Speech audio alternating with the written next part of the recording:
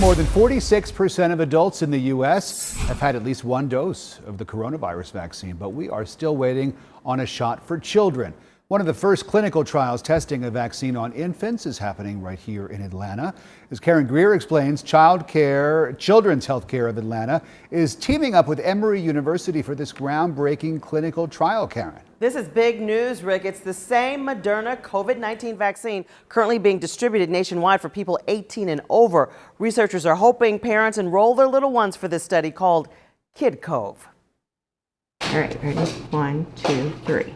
Starting this week, 12 to 15-year-olds could begin rolling up their sleeves to get a COVID vaccine. That's if the Food and Drug Administration grants drug company Pfizer authorization. The trial is looking for about 2,200 kids. Knowing how effective the vaccine has been in those 16 and older, that gives us reassurance. So we only need to study it and compare. The efficacy of the vaccine in 12 to 15 years old was essentially 100%, and it was really quite safe. And doctors say there's no evidence this vaccine will affect development or fertility.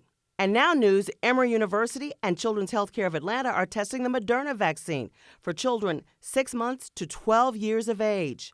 How do researchers know what age groups to test? You want to do what's called an age de-escalation.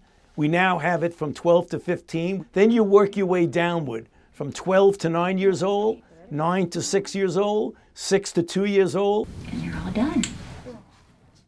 And let me just be sure, the Moderna vaccine has not started yet, those trials for young children. But if and when the FDA gives Pfizer the thumbs up here, then the CDC would have to vote on recommending it, and then the director would have to sign off on it.